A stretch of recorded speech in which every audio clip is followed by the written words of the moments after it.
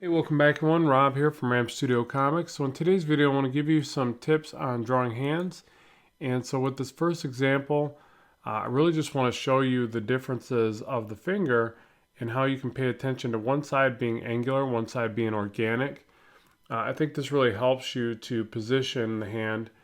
And then also if you try to draw the hand with a little bit more gesture as you start, and it could be as simple as kind of a stick figure hand like you see here, it can allow you to have a sense of the overall proportions, and then you can start to construct the fingers over top with ovals or angular shapes.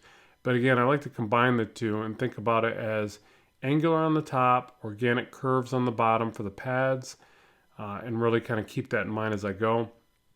And then sometimes I will draw the fingers out in different directions. So sometimes it's easier to start with the fingertip and work back, and vice versa.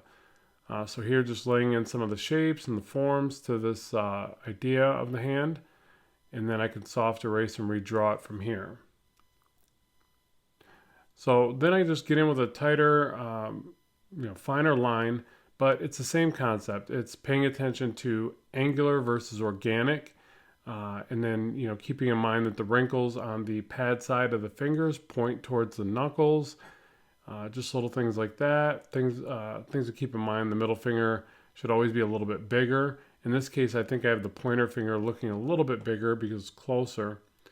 But also I want to show you here that even if you start very boxy and angular with the finger, which is sometimes easier for simplicity's sake, just make sure to vary up and try variations of how organic you can make the fingers look. In this case, I'm going to make it look a little bit kind of creepy and overly rendered, or, you'll see I'm going to put some different elements to it, just to show how you can kind of push it and make it look a little bit more just organic and gross and more variation, even some stuff hanging from the fingertip. I don't know why I felt the need to do that. Just thought it'd be funny. But again, it's really playing around with these ideas. But I think that a lot of times with the fingers, you can push those variations in the pads of the fingers and the shapes of them.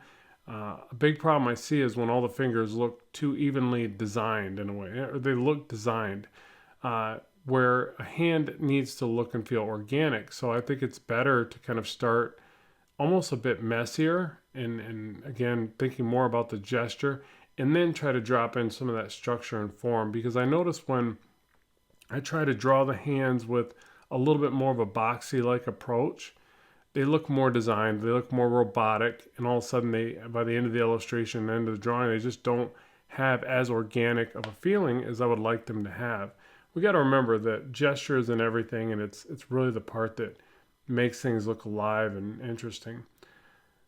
So with this hand here, you can see I just basically did a little bit more foreshortening. I'm trying to show you how, keeping the knuckle alignment in mind is a good thing. Can really help you.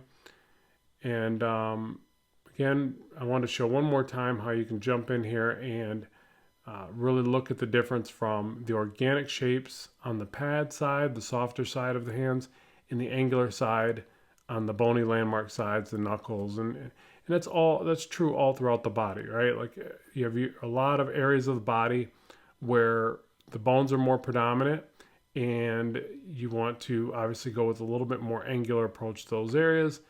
But to me, that's the easiest way to kind of pick apart some of the more elusive areas of the body to draw. Just go for those landmarks and those bony areas, and then work from there.